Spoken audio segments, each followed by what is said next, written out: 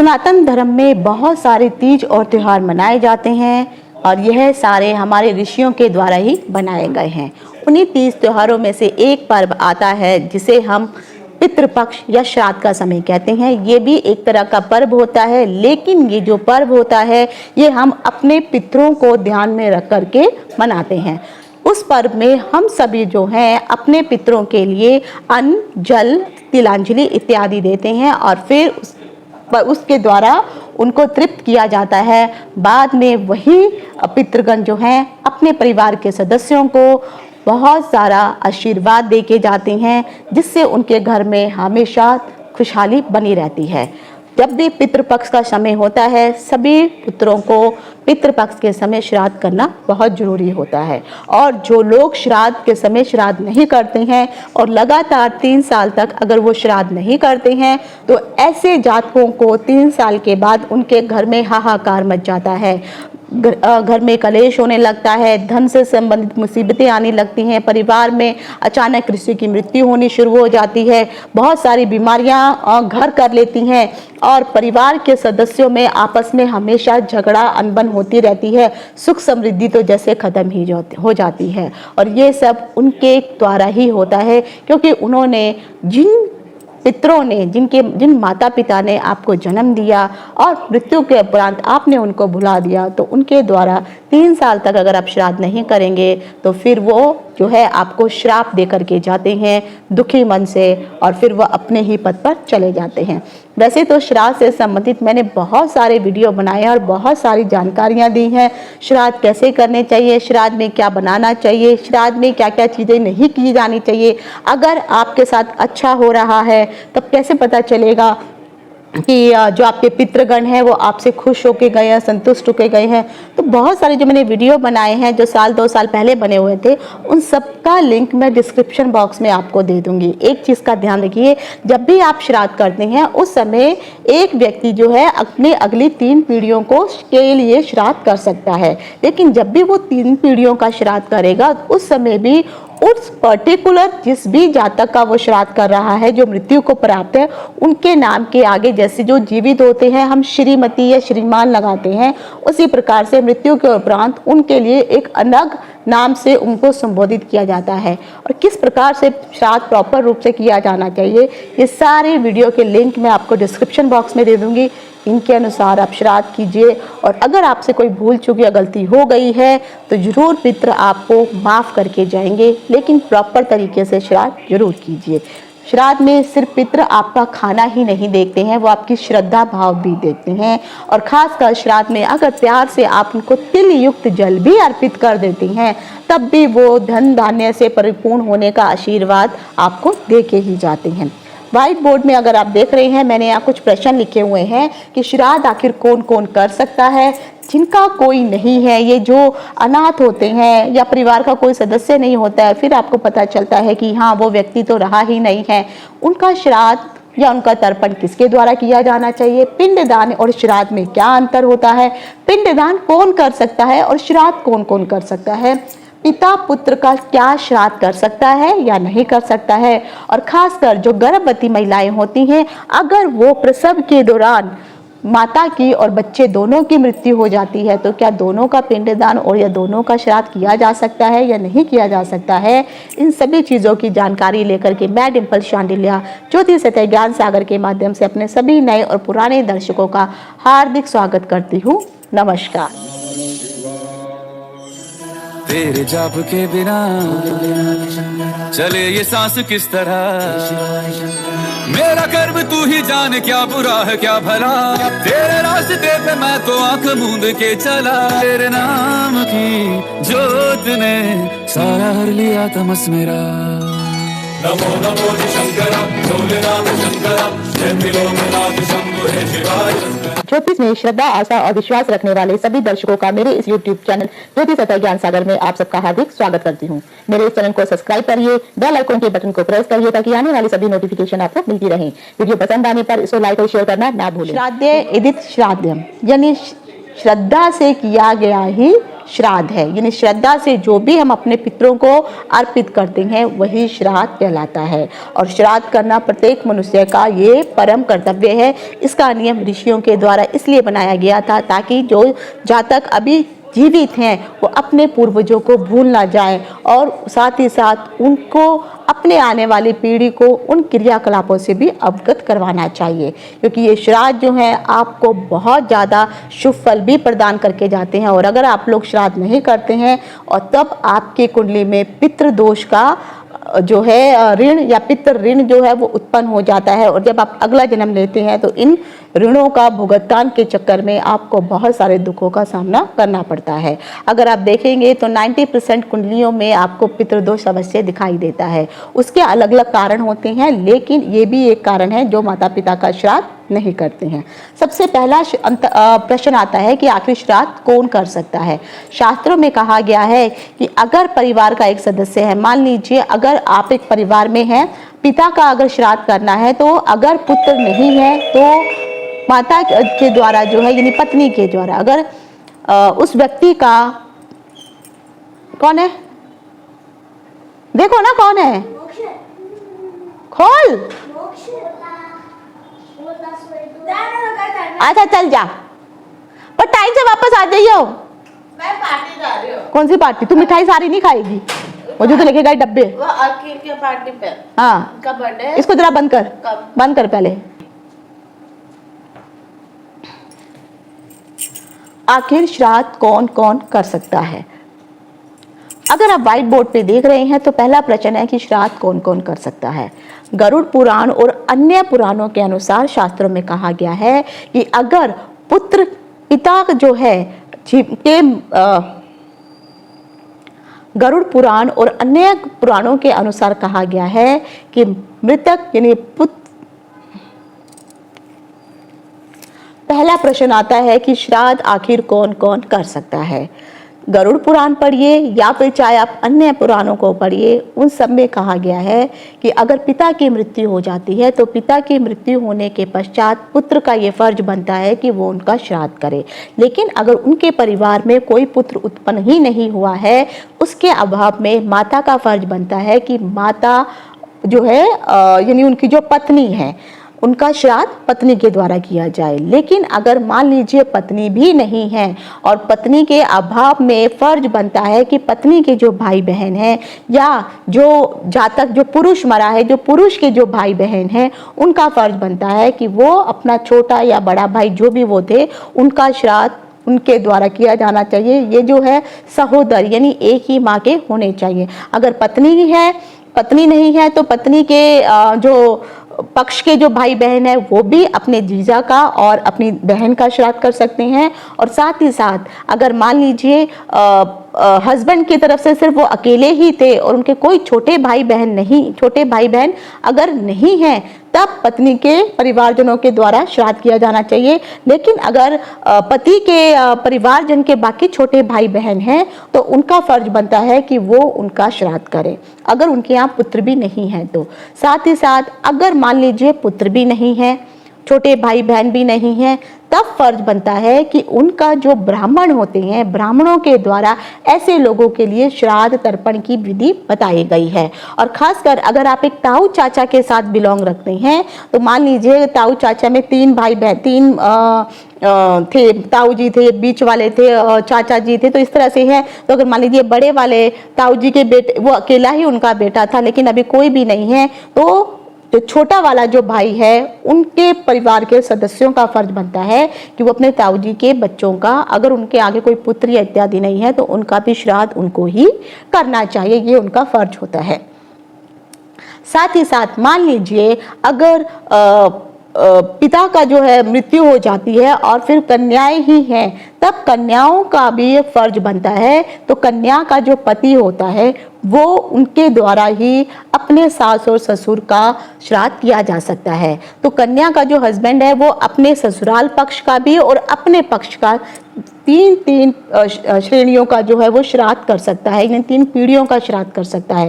यानी मान लीजिए ये एक पर्सन है तो पहला ये अपने पिता का श्राद्ध कर सकते हैं, फिर ये अपने दादा का श्राद्ध कर सकते हैं नंबर 2, और उसके बाद ये फिर अपने परदादा का श्राद्ध कर सकते हैं।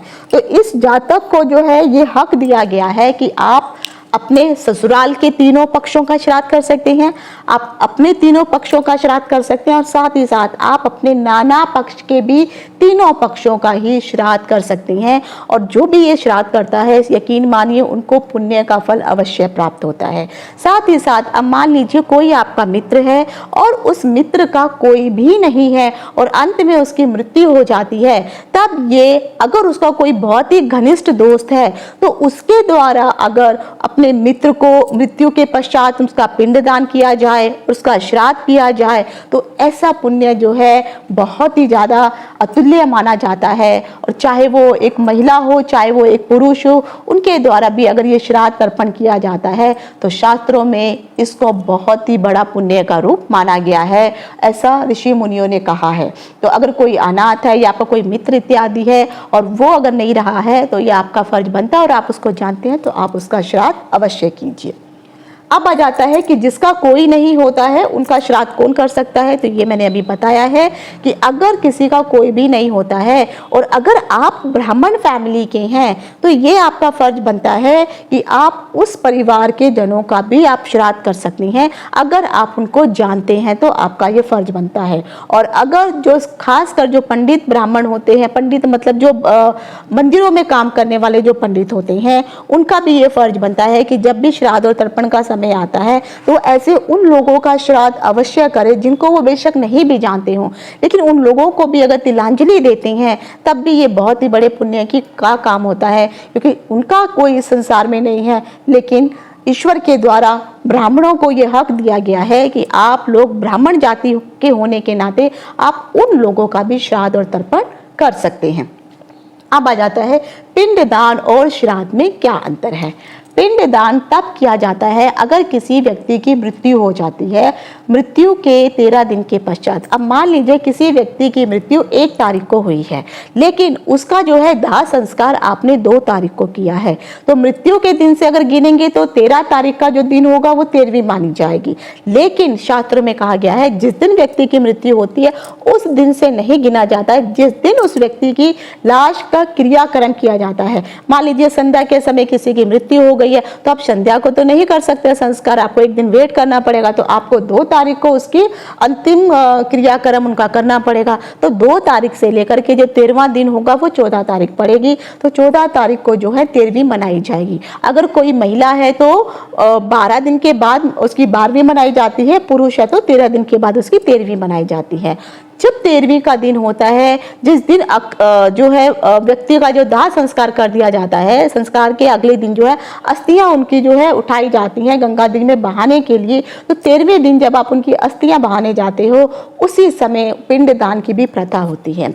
अगर आप जो है बंगाल इत्यादि लोगों को देखेंगे तो वो लोग चावलों को पकाते हैं, उसमें काले तिल मिलाते हैं और फिर 16 पिंडों को बनाते हैं। और क्योंकि 16 प्रकार के पितृ माने गए हैं जिनके वो सारे इनके अपने पूर्वज एंसेस्टर वगैरह भी आ जाते हैं जो उस दुनिया में नहीं हैं, तो उन सबका पिंड बना करके चावल और तिल को मिला करके फिर उनके द्वारा पिंडदान किया जाता है। लेकिन अगर आप नॉर्थ इंडिया की तरफ जाते हैं, चाहे आप यूपी में जाइए, बिहार में जाइए, पंजाब में जाइए, यहाँ पर जो है पिंडदान के लिए आटे का रो, खासकर जो जौ का आटा होता है उसके आटे से ही पिंड बनाए जाते हैं, उसे गूंदा जाता है और उसमें काले तिल मिलाए जाते हैं और फिर उसका पिंड बना करके उनके भी 16 पिंड बनाए जाते हैं। और वो परिवार जिस जातक की मृत्यु हुई है उसका तो पिंडदान करते ही करते हैं, साथ में अगर उसके परिवार के अन्य सदस्य भी होते हैं उनका भी उतनी के साथ ही 16 पिंड बना करके पिंडदान कर दिया जाता है। तो पिंडदान कौन कर सकता है। अब मान लीजिए एक परिवार में एक व्यक्ति के 4 बेटे हैं, तो उस परिवार में जो सबसे बड़ा बेटा है उसका ही फर्ज बनता है कि वो अपने पिताजी का पिंडदान करेगा। बाकी के जो 3 भाई हैं वो पिंडदान नहीं कर सकते हैं, पिंडदान सिर्फ एक ही व्यक्ति के द्वारा किया जा सकता है। हाँ, परिवार के अन्य सदस्य जब पिंडदान होता है उनको वहां पर शामिल होना जरूरी है। अगर मान लीजिए पहला बेटा जो था वो रहा ही नहीं, किसी कारण से मतलब उनकी भी मृत्यु हो गई। अब परिवार के जो 4 बेटों में से जो दूसरे नंबर का जो बेटा है अब वो बड़ा बेटा बन जाएगा, तो फिर उसका फर्ज बनता है कि वो अपने पिता का पिंडदान करे। तो इस हिसाब से जो भी सबसे बड़ा परिवार में बेटा होगा वही पिंडदान कर सकता है। अब आता है श्राद्ध की श्राद्ध कौन करे।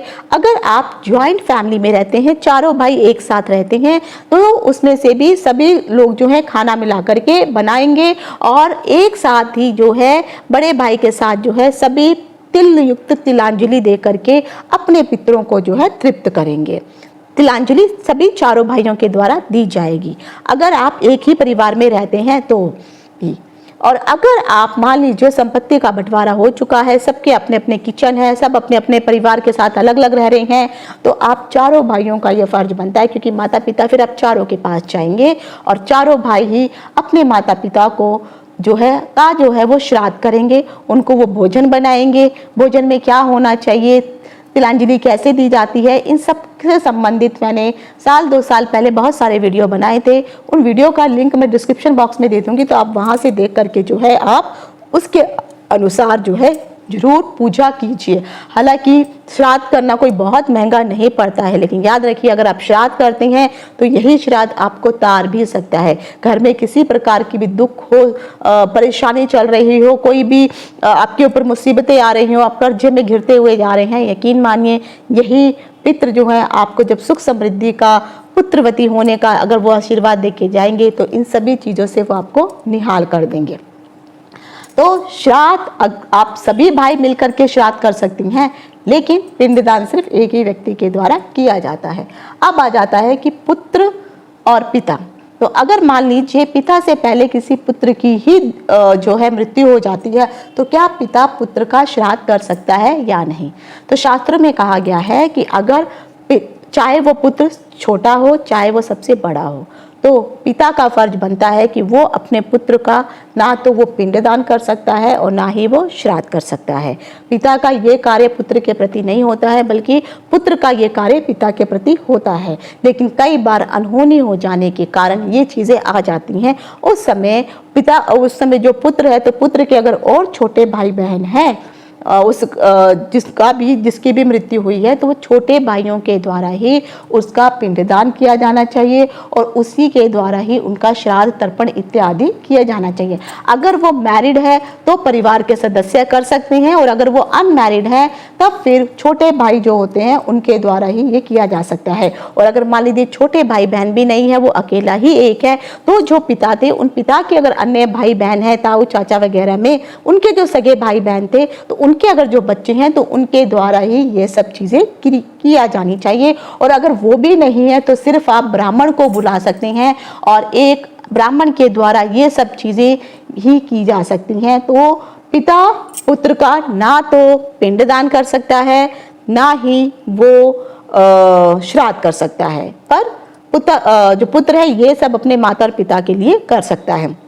अब आ जाता है कि कई बार गर्भवती जो महिलाएं होती हैं वो प्रसूति के दौरान, ये जैसे गांव में होता है, हॉस्पिटल दूर हैं और बच्चे को घर में ही पैदा करवा लिया जाता है और किसी कारण से माता की और बच्चे की मृत्यु एक साथ हो जाती है, या फिर वो डिलीवरी के लिए जा रहे हैं और रास्ते में ही माता की और बच्चे की मृत्यु हो गई है, अभी डिलीवरी हुई ही नहीं है, तो क्या दोनों का जो है श्राद्ध होना चाहिए, क्या दोनों का ही पितृ तर्पण किया जाना चाहिए। तो शास्त्रों में कहा गया है अगर बच्चे की डिलीवरी नहीं हुई है और डिलीवरी से पहले ही अगर पेट में ही उस बच्चे की मृत्यु हो जाती है, तो माता की भी मृत्यु अगर हो चुकी है, तो बच्चे को माता के पेट गर्भ में से निकाल करके उसको जो है जमीन में दफना दिया जाता है। तो ना तो उसका पिंडदान किया जाता है और ना ही उसका श्राद्ध किया जाता है, क्योंकि वो मृतक ही पैदा हुआ है।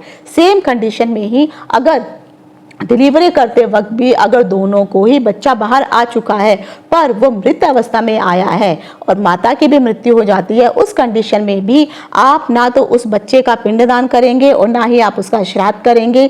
उस बच्चे को कहीं पर जाकर, जहाँ पे भी क्रिमेशन ग्राउंड है, वहाँ पर जाकर के आप उसको दफना सकते हैं। हाँ, क्योंकि वो महिला जो आपकी वाइफ थी उसका संस्कार उसी सभी तरीके से किया जाना चाहिए जो हिंदू रीति रिवाज के अनुसार होता है, या जो आपके परिवार में जिस प्रकार से किया जाता है। तो आप उसका पिंडदान भी करेंगे, अंतिम संस्कार भी करेंगे। और फिर आता है श्राद्ध का, कि आखिर श्राद्ध कितने समय के पश्चात किया जाना चाहिए मृत्यु के।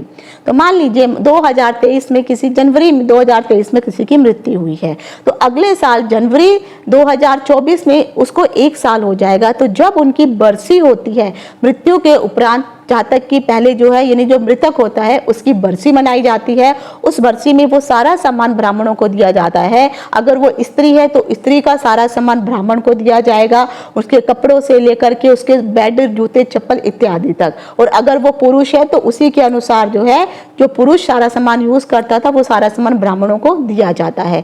जब बरसी कंप्लीट हो जाती है और उसके बाद जब सेकेंड ईयर आता है, सेकेंड ईयर से ही जो है दूसरे साल से ही उस मृतक का जो है श्राद्ध किया जाना चाहिए। और फिर श्राद्ध की विधि वैसी ही रहती है जिस प्रकार से आप लोग अपने परिवार में करते हैं। और श्राद्ध की जो सरल विधियां होती हैं, अगर जरूरी नहीं है कि आप पंडितों को बुला करके ही श्राद्ध करें, बिना पंडित के भी आप घर में अपने आप श्राद्ध कर सकते हैं। उसकी विधि भी क्या है वो भी मैंने वीडियो बनाया है, उसका लिंक भी मैं डिस्क्रिप्शन बॉक्स में दे दूंगी। तो ये थी श्राद्ध और पितृपक्ष और पिंडदान से संबंधित महत्वपूर्ण जानकारियां। एक छोटी बात और जरूर बताना चाहती हूँ कि पिंडदान, मान लीजिए कई लोग कहते हैं कि गया में जाकर के पिंडदान करना चाहिए। गया में अगर आपने यहाँ पर पिंडदान कर दिया है तो बहुत अच्छी बात है। गया में खासकर उन लोगों का पिंडदान अवश्य किया जाना चाहिए जो बहुत परेशानी में जिए हैं, बहुत परेशानी के बाद उनकी मृत्यु हुई है, महीनों या सालों जो है वो बिस्तर पे ही रहे हैं, या अचानक उनकी जो है एक्सीडेंट के कारण उनको अकाल मृत्यु हो जाती है, या जो लोग आत्महत्या कर लेते हैं।